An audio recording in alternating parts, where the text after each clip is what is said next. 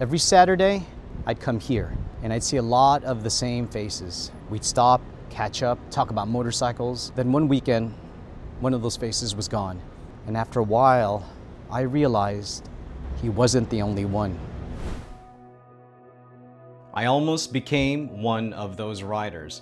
That's why this question stayed with me for a long time. I wondered what happened to them. I never expected to ask myself the same question. When I got my motorcycle license, I thought I had reached the goal. The truth was, I had only reached the beginning. Sunday mornings became my classroom. Before Manhattan filled with traffic, I'd practice.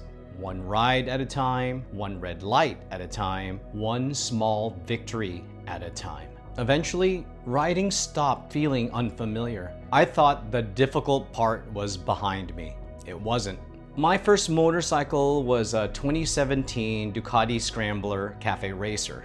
Living in Manhattan meant parking on the street. And more than once, I'd come back and find it tipped over. New scratches, new damage. Then one day, I walked back and it wasn't there. Someone had stolen it. For the first time, I wondered if buying another motorcycle was even worth it. Up until that day, I'd only been asking why others stopped riding. Standing there, I was finally asking myself the same question. Those Saturdays at Ducati suddenly looked different. I wasn't just asking the question anymore, I was living it. One rider disappeared after an accident. Another rider's priorities changed. My story wasn't theirs, their story wasn't mine. But all of us eventually reached the same moment. Do I ride again? Or do I let this become the end of my story? That was the piece I had been missing. Getting your motorcycle license isn't what makes you a lifelong rider. Every rider eventually reaches a moment where continuing becomes a choice. Because that's the moment riding changes. Up until then, you're learning how to operate a motorcycle.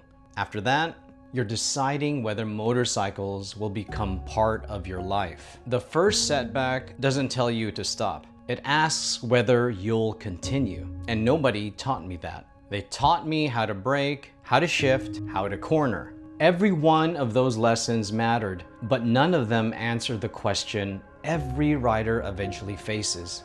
What happens after riding gets hard? Only experience answers that. A license begins the journey. A setback reveals the journey. Your next ride shapes you as the rider. That's the answer I'd been looking for. The riders who disappeared weren't all facing the same obstacles. They were facing the same decision. Do I keep riding? I'd love to hear your story. Was there ever a moment when you questioned whether you'd keep riding? Or maybe you're still waiting for your first real test. Either way, I'd love to hear where you are in your riding journey. Leave a comment below. I read every one of them.